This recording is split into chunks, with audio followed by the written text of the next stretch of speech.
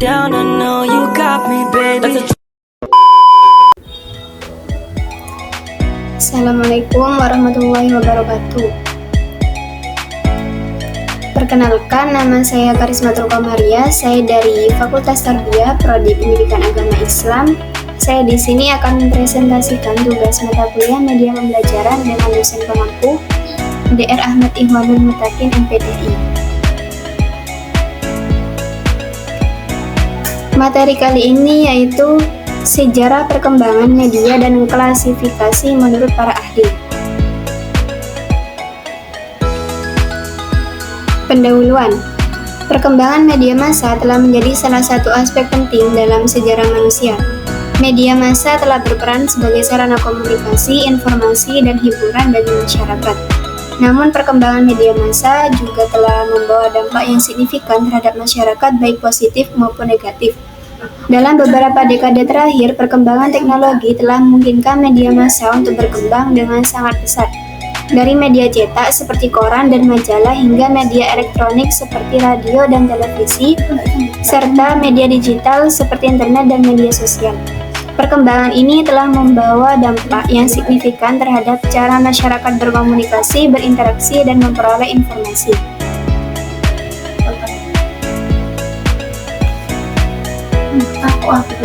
Namun, perkembangan media massa juga telah membawa beberapa masalah seperti penyebaran informasi yang tidak akurat, peningkatan konsumsi media yang berlebihan, serta dampak negatif terhadap kesehatan mental dan sosial masyarakat. Oleh karena itu, diperlukan suatu penelitian yang dapat memahami dan mengkaji sejarah media massa serta dampaknya terhadap masyarakat.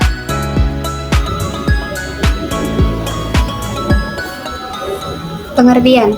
Media adalah alat atau sarana yang digunakan untuk menyampaikan pesan dari komunikator kepada halayak. Sebelum media digunakan sebagai sarana komunikasi, orang-orang terdahulu berkomunikasi secara langsung tanpa adanya media atau perantara apapun. Pengertian perkembangan media adalah kebutuhan bagi masyarakat luas. Dalam era global, pesatnya perkembangan teknologi dan informasi menyebabkan perubahan di kalangan masyarakat. Teknologi informasi seperti media telah membawa masyarakat pada suatu pola budaya yang baru dan mulai menentukan pola pikir serta budaya perilaku masyarakat. Tanpa disadari, media massa telah ikut mengatur jadwal hidup kita serta menciptakan sebuah kebutuhan. Keberadaan media dalam menyajikan informasi cenderung memicu perubahan serta banyak membawa pengaruh pada penetapan pola hidup masyarakat. Beragam informasi yang disajikan dinilai dapat memberi pengaruh yang berwujud positif dan negatif. Secara perlahan-lahan namun efektif, media membentuk pandangan masyarakat terhadap bagaimana seseorang melihat pribadinya dan bagaimana seorang seharusnya berhubungan dengan dunia sehari-hari.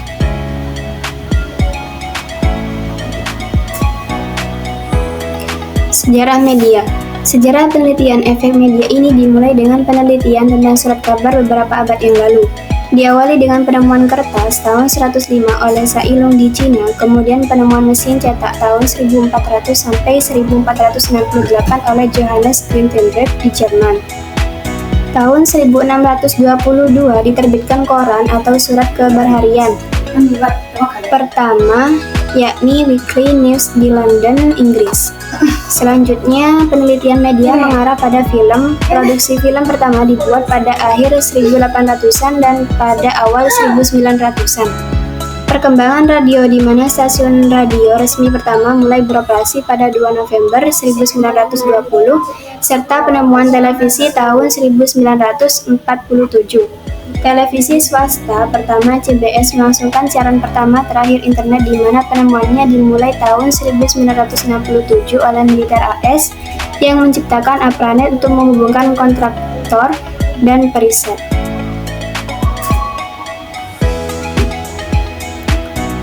Media massa pada awalnya dikenal dengan istilah pers yang berasal dari bahasa Belanda, yang dalam bahasa Inggris berarti press. Secara harfiah, pers berarti cetak, dan secara maknawiah berarti penyiaran secara tercetak atau publikasi secara tercetak, print publication. Dalam perkembangannya, pers mempunyai dua pengertian, yakni pers dalam pengertian sempit dan pers dalam pengertian luas. Pers dalam arti luas adalah meliputi segala penerbitan, termasuk media massa elektronika, radio siaran, dan televisi siaran. Sedangkan pers dalam arti sempit hanya terbatas pada media massa cetak, yakni surat kabar, majalah, dan buletin kantor berita.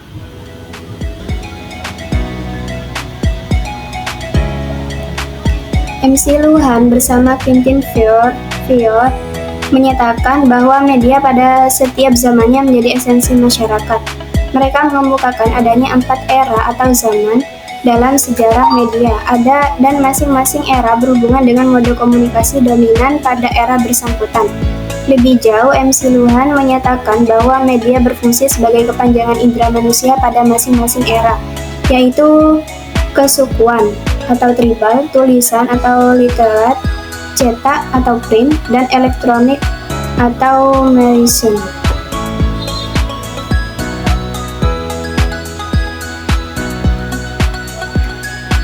Yang pertama, era kesukuan. Pada era ini, indera pendengaran, penciuman, dan perasa merupakan indera yang lebih banyak digunakan manusia. Era ini memiliki ciri lisan, yaitu bercerita di mana orang menjalankan atau mengungkapkan tradisi, ritual, dan nilai-nilai mereka melalui kata-kata yang diucapkan. Identifikasi kelompok dan kesatuan kelompok menjadi sangat tinggi ketika masyarakat hanya mengandalkan pada komunikasi lisan. Yang kedua, era tulisan. Ditandai dengan diperkenalkannya huruf abjad atau alfabet, dan karenanya mata menjadi indera yang dominan dalam berkomunikasi. Mereka yang dapat membaca dan menulis memiliki status khusus sehingga pendidikan formal memegang peran penting. Tulisan telah menyebabkan orang menjadi terlepas dari lingkungan kesukuan yang bersifat kolektif dan memasuki lingkungan yang bersifat privat. Munculnya tulisan menjadi awal dari era di mana komunikasi tidak perlu dilakukan secara tatap muka.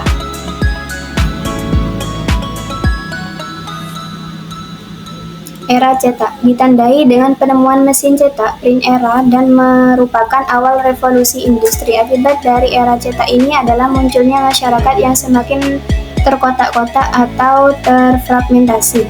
Hasil cetakan berupa buku atau bentuk tulisan lainnya bersifat mudah dipindahkan, dapat dibawa-bawa, dan dapat dibaca di mana saja secara lebih privat. Hal ini membuat orang menjadi terisolasi dari lingkungan komunitasnya dan mendorong munculnya individualisme. Yang terakhir, era elektronika. Media elektronik memperluas persepsi orang melampaui batas-batas tempat di mana mereka berada pada setiap saat sehingga menciptakan desa global. Jika pada era cetak buku menjadi sumber informasi penting, maka pada era elektronik yang terjadi adalah desentralisasi informasi, di mana individu sekarang telah menjadi salah satu sumber informasi utama. Teknologi elektronik dapat digambarkan dengan telepon yang berbicara tanpa dinding, fotografi, museum tanpa dinding, cahaya, ruang tanpa dinding, film, radio, dan TV, ruang kelas tanpa dinding, fotograf, alat pemutar lagu, gedung pertunjukan musik tanpa dinding.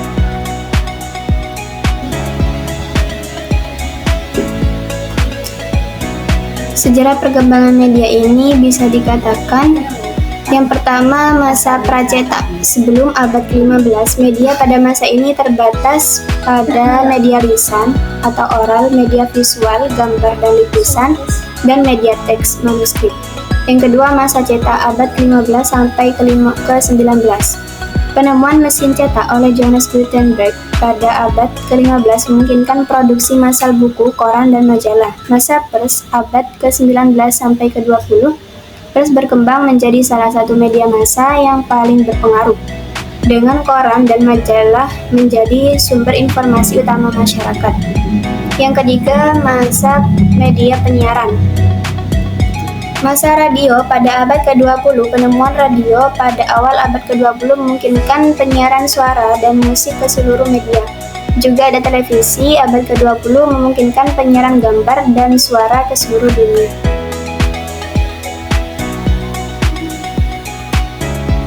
Yang keempat, masa internet, abad ke-20 sampai ke-21.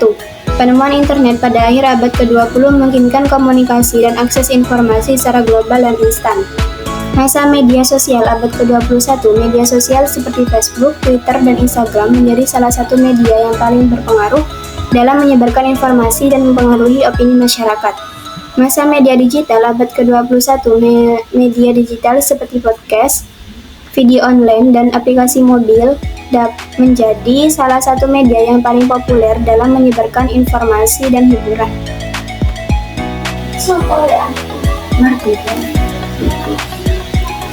Peran media massa. Media massa sendiri memiliki berbagai peran, salah satunya ialah dalam mempengaruhi sikap dan perilaku seseorang maupun sekelompok orang ataupun masyarakat. Media mempengaruhi pandangan masyarakat dalam proses pembentukan opini atau sudut pandangnya.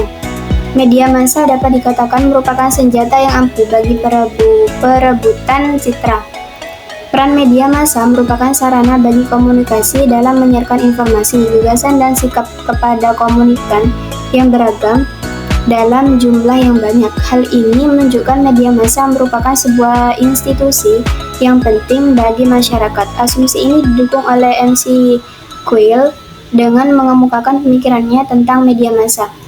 Media merupakan industri yang berubah dan berkembang yang menciptakan lapangan kerja, barang dan jasa, serta menghidupkan industri lain yang terkait.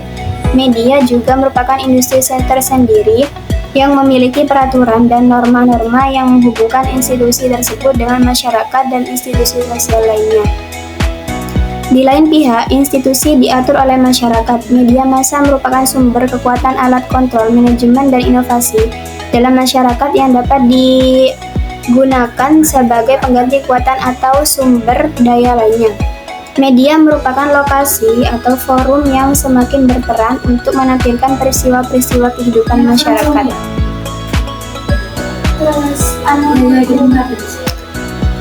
Klasifikasi para ahli. Robert Gagnon mengklasifikasikan media pembelajaran berdasarkan perannya dalam mendukung proses belajar. Ia membagi media ke dalam 5 kategori utama: media visual, audiovisual, cetak, dan benda nyata.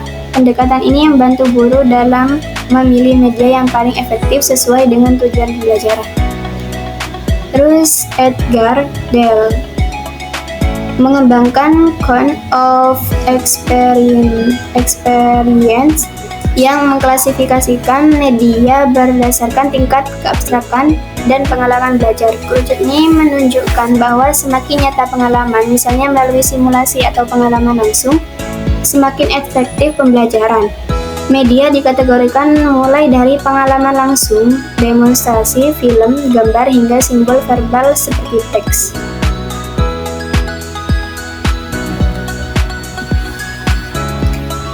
Lev Vygotsky, media sebagai alat bantu sosial. Vygotsky menekankan bahwa media berperan sebagai alat bantu dalam zone of proximal development. Media diklasifikasikan berdasarkan kemampuannya dalam membantu interaksi sosial dan perkembangan kognitif, termasuk media interaktif seperti komputer dan diskusi berbasis teknologi. Heinrich Mollenda dan Russell, mereka mengembangkan model Azure yang menekankan pemilihan media berdasarkan karakteristik siswa. Media diklasifikasikan menjadi media berbasis teks, audio, visual, video, dan teknologi komputer. Model ini membantu dalam merancang pembelajaran berbasis teknologi yang efektif. Terus Richard E. Mayer, teori kognitif multimedia. Mayer mengklasifikasikan media berdasarkan cara penyampaian informasi kepada otak. Ia membagi media ke dalam media visual, gambar atau animasi, dan verbal, teks suara. Teori menekankan bahwa kombinasi media visual dan verbal meningkatkan pemahaman dan retensi informasi.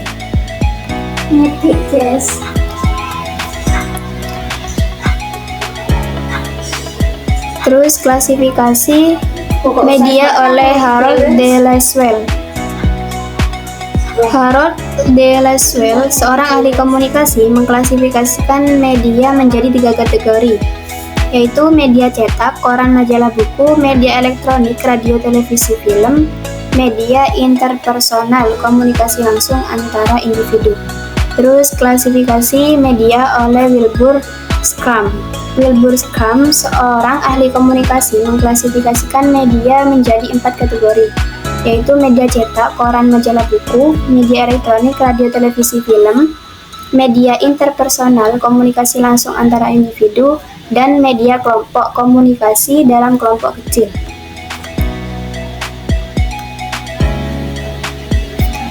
Terus klasifikasi media oleh Everett M. Rogers. Everett M. Rogers, seorang ahli komunikasi, mengklasifikasikan media menjadi 5 kategori, yaitu media cetak, koran, majalah, buku, media elektronik, radio, televisi, film, media interpersonal, komunikasi langsung antara individu, media kelompok, komunikasi dalam kelompok kecil, dan media massa, media yang mencapai audiens yang luas. Yang terakhir, klasifikasi media oleh MC Quayle. MC Quayle, seorang ahli komunikasi, mengklasifikasikan media menjadi 6 kategori, yaitu media cetak, koran, majalah, buku, media elektronik, radio, televisi, film, media interpersonal, komunikasi langsung antara individu, media kelompok, komunikasi dalam kelompok kecil, media massa, media yang mencapai audiens yang luas, media baru, media yang menggunakan teknologi digital seperti internet dan media sosial.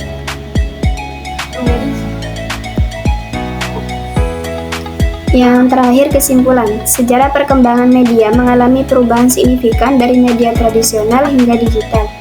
Setiap era memiliki karakteristik masing-masing yang memengaruhi pola komunikasi manusia. Klasifikasi media yang dikemukakan oleh para ahli membantu dalam memahami jenis-jenis media serta perannya dalam kehidupan sosial dan budaya.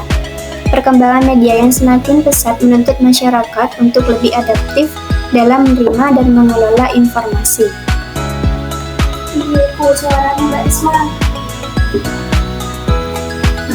Sekian presentasi dari saya. Apabila ada kesalahan, saya mohon maaf yang sebesar-besarnya. Wallahul muwaffiq ila aqwamit thoriq. Wassalamualaikum warahmatullahi wabarakatuh.